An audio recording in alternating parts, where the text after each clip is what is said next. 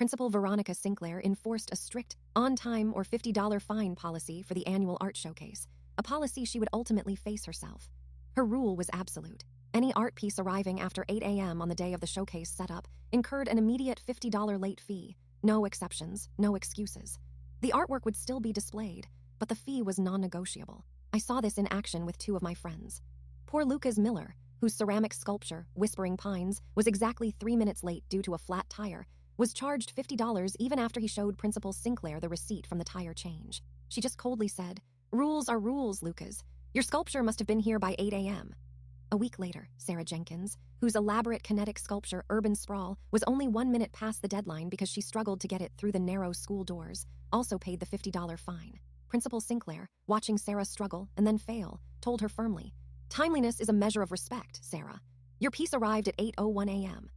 Principal Sinclair's unwavering application of the rule, despite extenuating circumstances, demonstrated a clear case of fundamental attribution error, where she attributed others' lateness to their character rather than situational factors. My own piece, a collection of hand-blown glass bottles titled Echoes Below, represented countless hours of work and over $60 in materials.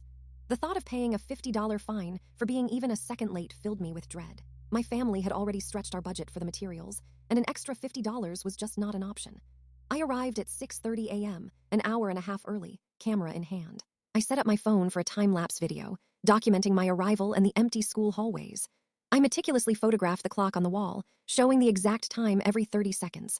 My internal clock was ticking. 7:30 a.m., still no Principal Sinclair. My phone camera kept rolling, capturing the quiet, deserted hall. 7:45 a.m., the hall remained empty. 7:55 a.m., still no sight of her. Dread pooled in my stomach. What if she was late? 8 a.m. My camera clicked, capturing the precise moment the deadline passed. I waited and waited. Finally, at 8:17 a.m., Principal Veronica Sinclair bustled through the doors, her arms laden with files. "Sorry I'm late, everyone," she announced. "Traffic was absolutely dreadful this morning." I calmly walked up to her, my phone still recording. "Principal Sinclair," I began, my voice steady, "pages 3 and 4 of the Art Showcase guidelines clearly state that all personnel involved in setup must be present by 8 a.m., and any delay incurs a $50 fine. You arrived at 8:17 a.m. A few other students, who had also arrived early, pulled out their phones and started recording. Just then, Mr. Harrison, the head of the school board, walked in. "Veronica, I got your message about being stuck in traffic," he said, holding up his own phone, which showed a time-stamped video of her official arrival.